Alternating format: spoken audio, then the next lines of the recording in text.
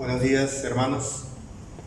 Ya es el segundo domingo que tenemos esta modalidad de una predicación virtual, puesto que hay indicaciones de que tengamos nuestros servicios en casa. Y así lo vamos a seguir haciendo mientras las autoridades nos sigan indicando precisamente esto. Hoy domingo inicia Semana Santa y por ello, por esta razón, vamos a leer nuestra Biblia en Mateo capítulo 21, versículo 1 al 11. Pero previo a hacer la lectura bíblica vamos a hacer una oración. Señor, hasta aquí, Señor, nos has ayudado. Ya has estado con nosotros, oh Padre Santo, y has caminado, Señor, a nuestro lado. Hoy en nuestros hogares seguimos reuniéndonos como familia, oh Padre Santo. Pero no obstante, toda tu iglesia te alaba y te glorifica. Hoy seguimos predicando, Señor, de esta manera, oh Dios bendito, de manera virtual. Te pedimos, Señor, que unjas mis labios para predicar esta palabra tuya. Abra los corazones de cada uno de nosotros para guardar tu palabra y ponerla por obra. Y que siempre, Señor, tengamos presente de que tú gobiernas y riges nuestra vida, oh Padre Santo. Glorifícate en nuestras vidas hoy y siempre. Que en el seno de nuestro hogar, Señor, nuestra alabanza sea para ti. Que en el seno de nuestro hogar, Señor, nuestro servicio sea para ti. Que en el seno de nuestro hogar, oh Padre Santo, nuestro oído esté atento a tu palabra. Para gloria y honra tuya oramos en Cristo Jesús. Amén. Vamos a leer pues Mateo capítulo 21, versículos 1 al 11. Dice la bendita palabra: Cuando se acercaron a Jerusalén y vinieron a Betfagé, al monte de los olivos, Jesús envió 2 discípulos, diciéndoles: Id a la aldea que está enfrente de vosotros, y luego hallaréis un asna atada y un pollino con ella, desatadla y traédmelos. Y si alguien os dijere algo, decidle: el Señor los necesita, y luego los enviará.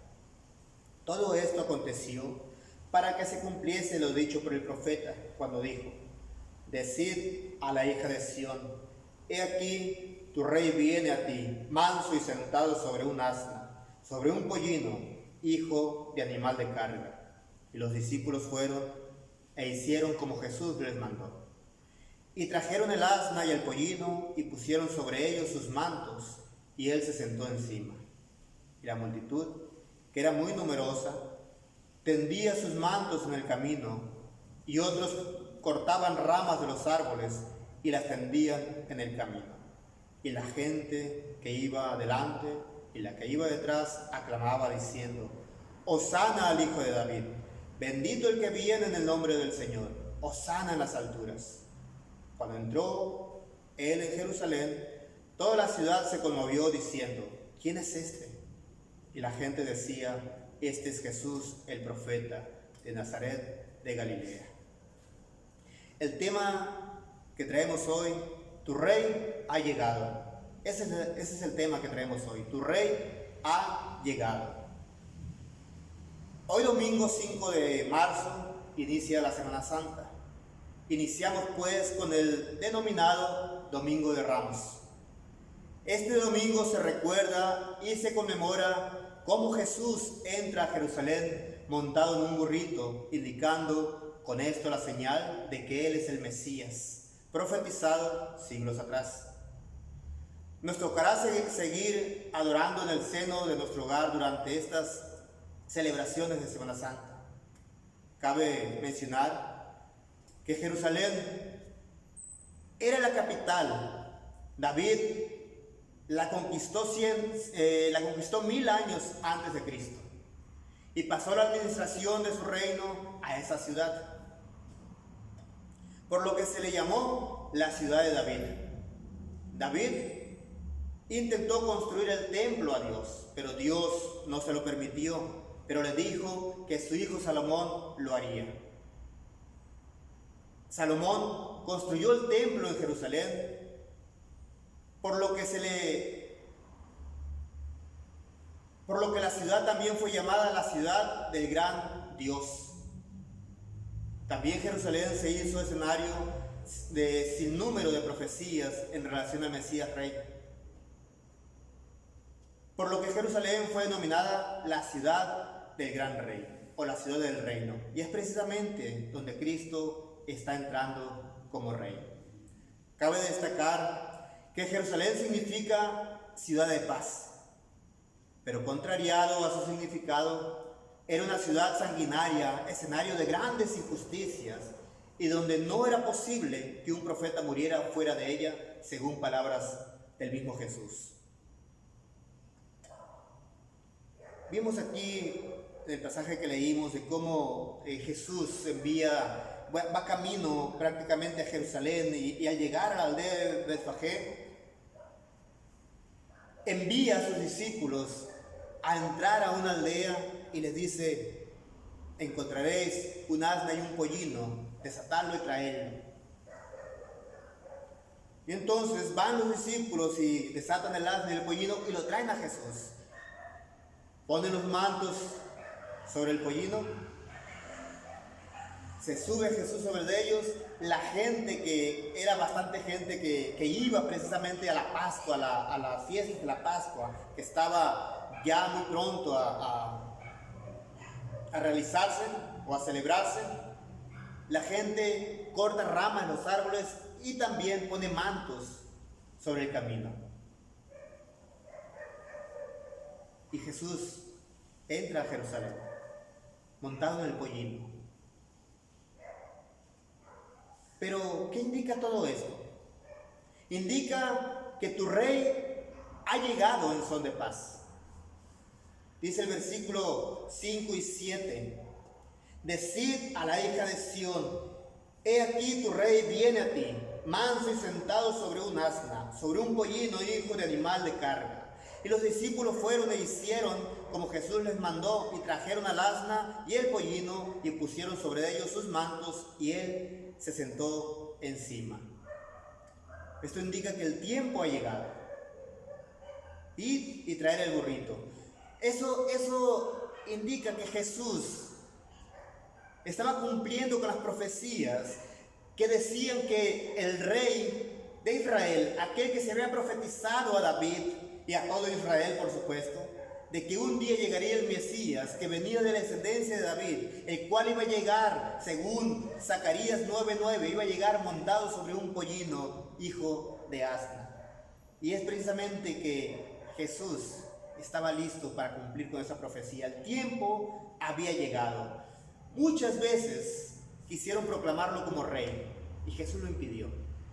En muchas ocasiones, cuando Jesús hacía milagros o simple y sencillamente combatía con los principales de Israel, principales religiosos, principales del gobierno como Herodes, en este caso el rey Herodes, oír y decir aquella zorra, la gente quería proclamar a Jesús como rey y Jesús lo impedía, porque Jesús sabía que el tiempo no había llegado todavía.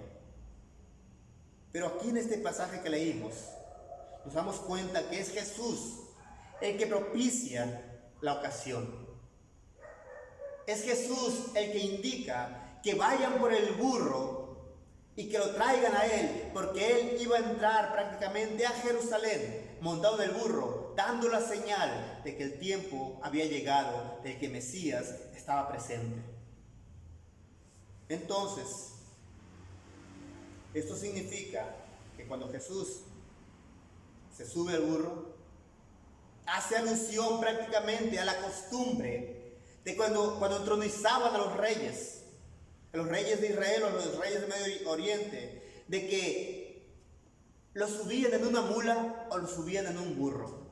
Cuando entronizaron a David, sucedió eso. Cuando entronizaron a Salomón, de igual manera, y así sucesivamente a cada uno de los reyes de Israel, siempre iban montados en una mula o en un burro para indicar que ellos eran el nuevo rey.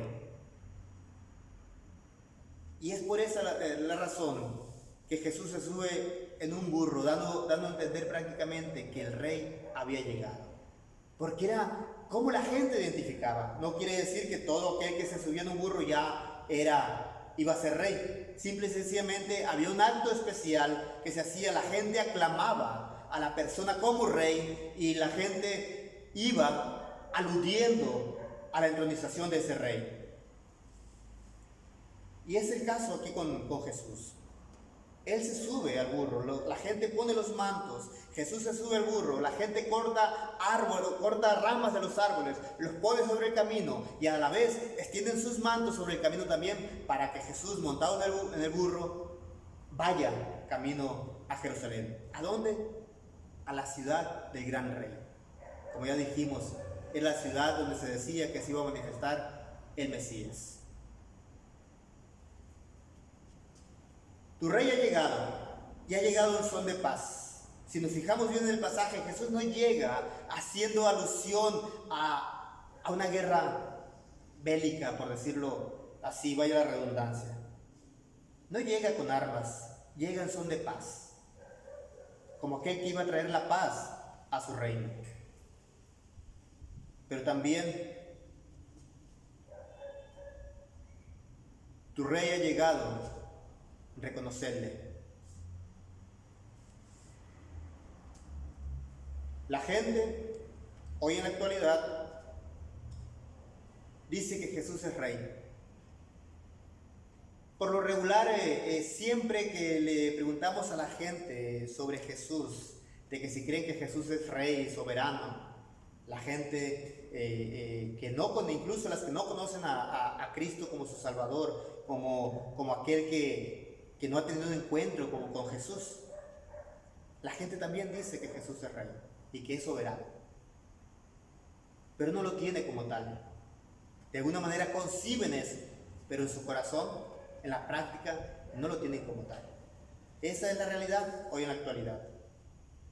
La gente hace lo que le viene en gana, está muy desligado de lo que Dios quiere para su vida, o de lo que Dios quiere que la gente haga o que le adore, por ejemplo, a Dios. Y no es la excepción de Jerusalén, no es la excepción del pueblo de Israel. En aquel tiempo, recordemos que Jerusalén era una ciudad sanguinaria, una ciudad donde estaba el centro religioso. Hay que entenderlo de esta manera. Era donde estaba el centro religioso, donde se suponía, donde estaba toda la adoración a Dios. Así en una perspectiva religiosa, donde estaban los sacrificios, donde estaba el templo, donde estaba todo el sistema religioso. Ahí era Jerusalén. Sin embargo, la gente era sanguinaria, se aprovechaba del pueblo. Ahí eran los grandes comercios religiosos, ahí era un sinfín de opresión contra el pueblo, opresión económica, opresión comercial y de muchas otras tipos de opresión. Y no quiero ahondar mucho en este asunto de la opresión, porque quiero dejarlo para otra predicación siguiente, del jueves precisamente. Pero hay algo que tenemos que entender, que la gente, a pesar de que dice que Jesús es rey, que tienen a Dios como soberano, a pesar de ello, hacen con su vida lo que les venga en gana. Pero algo que tenemos que entender, de acuerdo al pasaje que leímos, dice el versículo 8 en adelante: y la multitud, que era muy numerosa, tendía sus mantos en el camino, y otros cortaban ramas de los árboles y las tendían en el camino, y la gente que iba delante y la que iba detrás aclamaba diciendo: Hosana al Hijo de David, bendito el que viene en el nombre del Señor, Hosana en las alturas. Dice la palabra. Y aquí vemos un reconocimiento de la gente que Jesús es el rey que iba a venir.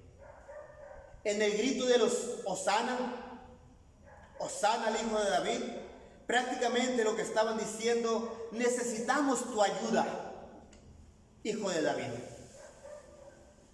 Hosana al que viene, Hosana al Hijo de David, bendito el que viene en el nombre del Señor.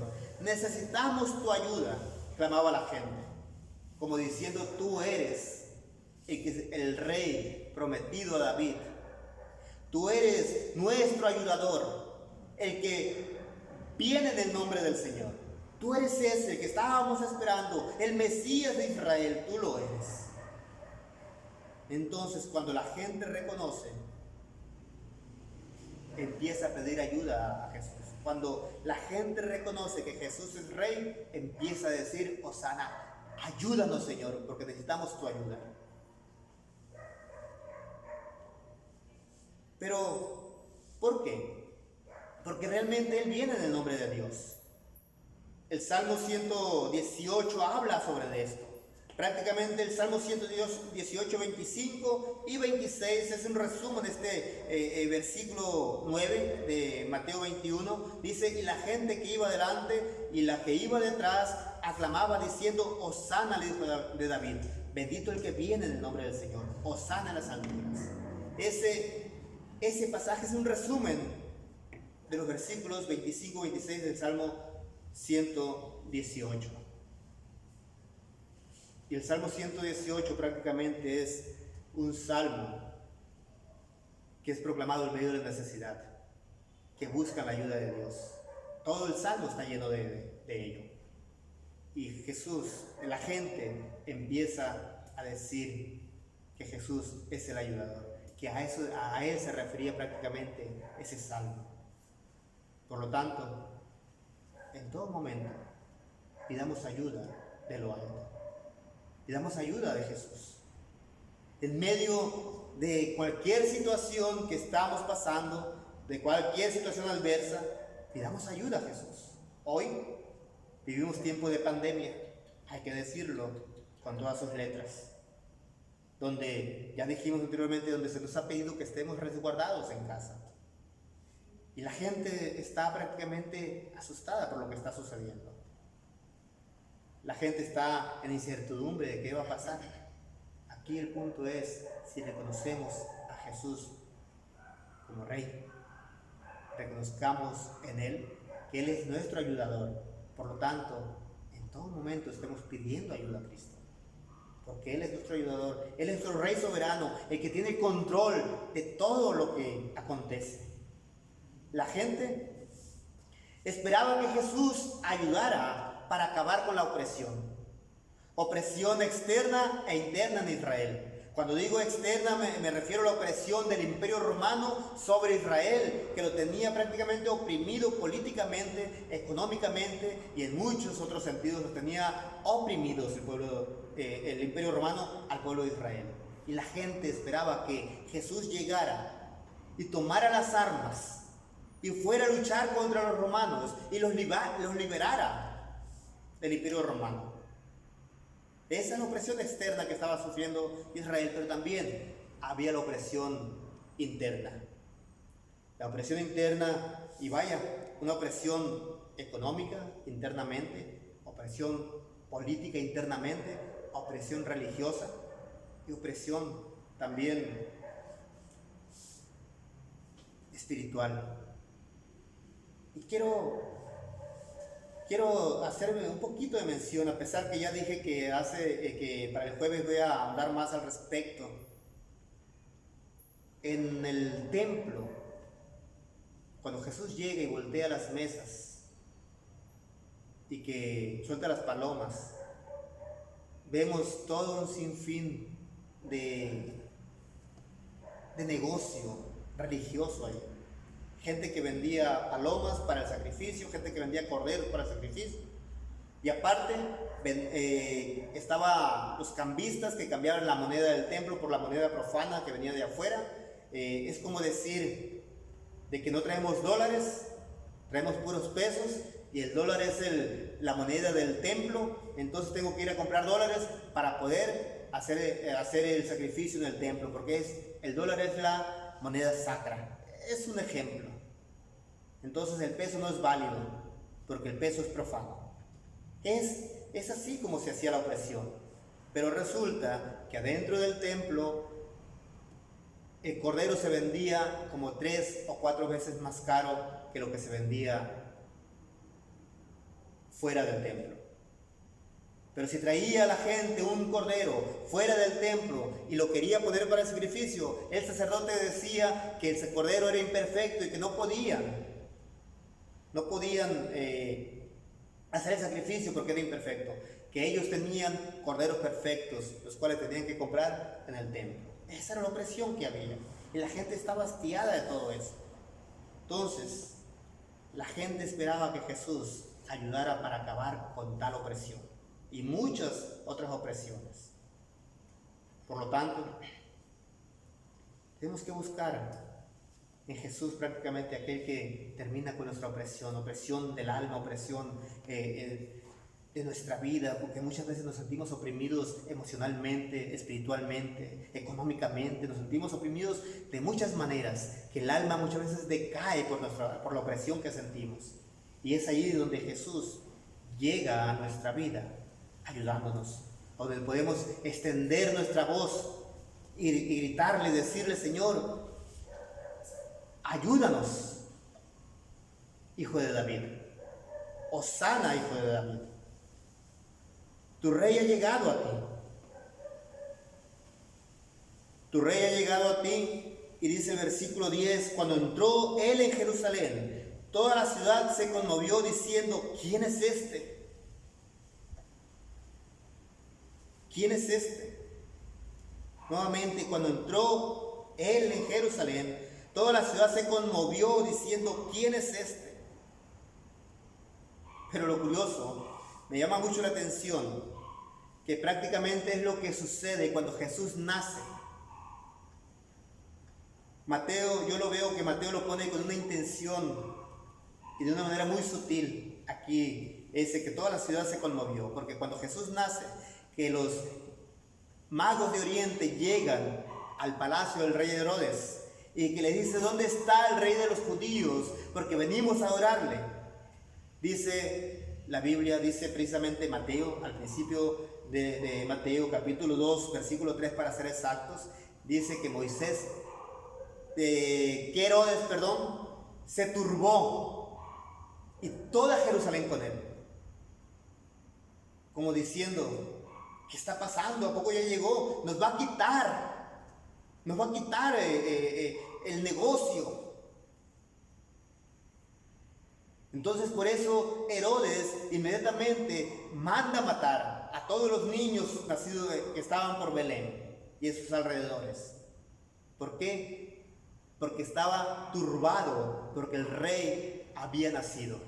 Sabemos la historia, que huyen a Egipto, que regresan, que se quedan en Nazaret y que Jesús crece y empieza su ministerio. Pero hoy, en este momento, Jesús va entrando a Jerusalén, ya proclamado como rey por la multitud.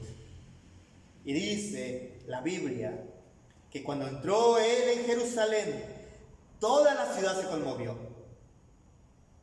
¿Pero por qué la ciudad se conmovió? Una ciudad sanguinaria, la ciudad del gran rey, la ciudad del gran Dios, la ciudad de David, la ciudad donde estaba todo el sistema religioso. ¿Por qué se conmueve esa ciudad? Porque prácticamente cuando Jesús entra montado en un pollino, declarándose a sí mismo como rey, aquellos se turbaron y se conmovieron, como diciendo, la Biblia usa la palabra que connota, temblaron,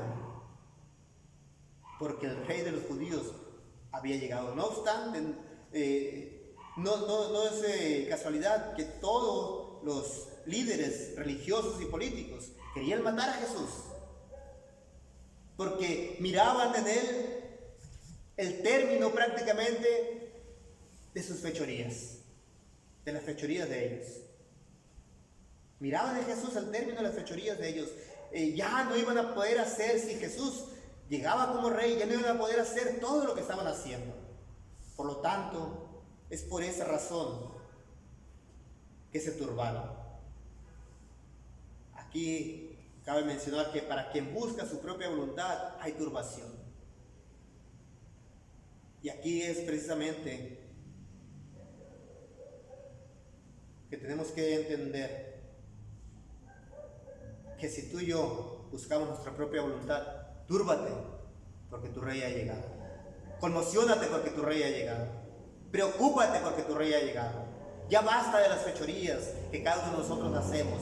Tenemos que entender que Cristo es nuestro Rey, es el que gobierna nuestra vida, es el que gobierna nuestro entorno, es el que nos conduce.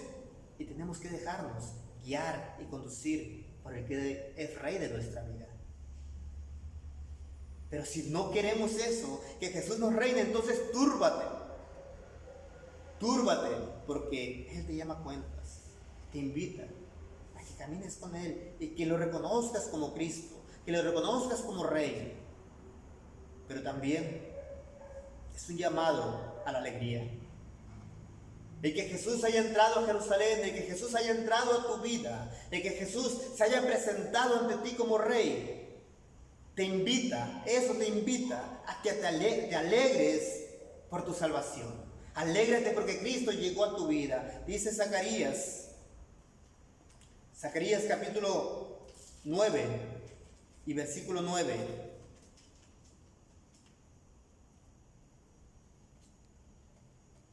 Alégrate mucho, hija de Sión. Da voces de júbilo, hija de Jerusalén. He aquí tu rey vendrá a ti, justo y salvador, humilde y cabalgando sobre un asno, sobre un pollino, hijo de asna. Y dice Mateo, versículos 21, 4 y 5. Todo esto aconteció para que se cumpliese lo dicho por el profeta cuando dijo: decid a la hija de Sión, he aquí tu rey viene a ti, manso y sentado sobre un asna, sobre un pollino, hijo de animal de carga. Haciendo referencia a Zacarías capítulo 9, versículo 9. E indicando también que la alegría viene en Cristo, que si tu rey ha llegado, a ti, entonces alégrate por tu salvación. Tu rey ha llegado a ti para traerte salvación. Jesús entra a Jerusalén con la intención y el propósito de morir por ti y por mí. No tenía ningún otro propósito. Él no vino, como decía hace un momento, con espada. No vino con un ejército detrás. Él vino montado en un pollino, trayendo la paz. Él vino así, en son de paz, pero a regalarnos la salvación.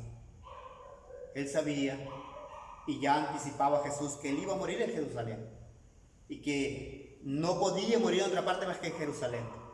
Y también vemos posteriormente, después de la entrada, que le dice a Judas: ve y haz lo que tengas que hacer. Ve y es tiempo que me entregues. Vámonos al monte al Getsemaní. Vámonos. Ahí me van a apresar. Me vas a negar, Pedro. Todo lo tenía anticipado ya Jesús. Y sucedió como lo anticipó, pero siempre lo hizo cumpliendo las Escrituras. Porque Él era el Salvador, el Rey Salvador, que vino a este mundo para traerte salvación. Por lo tanto, alégrate en Jesús. Él es tu Rey y Salvador. Déjate guiar por aquel que te salvó en la cruz del Calvario. Pero sabemos, mis hermanos, por las Escrituras, y porque también se ha manifestado en nuestra vida, de que ese que murió en la cruz del Calvario también resucitó, y que hoy está sentado a la diestra de Dios como Rey soberano sobre todo. Por lo tanto, alégrate, porque Él es tu Salvador. Pero también, por lo tanto, déjate guiar por ese Rey Salvador. Alégrate en la salvación, pero alégrate porque tienes alguien que guía tu vida, alguien que no te va a dejar morir solo, alguien que siempre va a estar contigo en las buenas y en las malas, alguien que a pesar de lo que esté pasando en nuestro entorno y en este momento, a pesar de ello, Él nos acompaña y siempre va a estar con nosotros. El Señor Jesucristo es nuestro Rey que ha llegado. Tu Rey ha llegado. Ha entrado a Jerusalén, a la ciudad sanguinaria. Ha entrado a tu vida pecadora. Pero también ha entrado a transformar nuestra vida. para glorificar su nombre con nuestra vida. Entonces, confiemos en Él. Confiemos de que Él es nuestro Rey y que no va a acontecer nada a nuestra vida que Él no lo permita o que Él no tenga el control. Entonces, mis hermanos, esta es la reflexión, la predicación de este domingo. Les pido encarecidamente que sigamos luchando, quedándonos en casa como también las autoridades nos indican, pero que nunca se nos olvide que allí en nuestro hogar está Jesús. Que Jesús debe ser el Rey en nuestro hogar. Que Jesús debe gobernar nuestro hogar. Dejemos a Jesús gobernar nuestro hogar. Que nuestra vida no se ponga por anticipado, antes bien poner a Cristo por anticipado ante nuestra vida. El Señor les bendiga. Vamos a orar. Te bendecimos, oh Dios, y te damos muchas gracias por ser tú nuestro Rey soberano. Gracias por haber venido a este mundo. Gracias porque tú, oh Señor, entraste a Jerusalén como Rey. Moriste en la cruz del Calvario como Rey. Así lo dice el letrero que mandó poner Poncio Pilato. Este es Jesús Nazareno, Rey de los judíos. Y lo creemos que tú eres el Rey, porque te has hecho patente en nuestra vida y gobiernas nuestra vida, oh Padre Santo. Muchas gracias. Glorifícate pues, Señor, en nosotros y guíanos en cada momento de nuestra vida. Señor, el propósito que tú tuviste de venir a este mundo es para salvarnos. Y la salvación se ha hecho presente en nuestra vida, la cual nos ha traído la alegría, una alegría eterna, Señor, un gozo eterno que está en nuestros corazones, puesto por ti en nosotros, oh Padre Santo. Muchas gracias por ello. Pero en ese gozo eterno está patente también, Señor, que tú vives y reinas. Glorifícate pues en tu iglesia y sé con tu iglesia cada momento. Ahora, mis amados hermanos, que la misericordia de Dios manifestada en la gracia de su Hijo Jesucristo y derramada en el amor y la comunión de su Santo Espíritu sea con cada uno de vosotros, y que la soberanía de nuestro Dios uno y trino sea con cada uno de vosotros, porque tu Rey reina y permanece para siempre. En Cristo Jesús. Amén.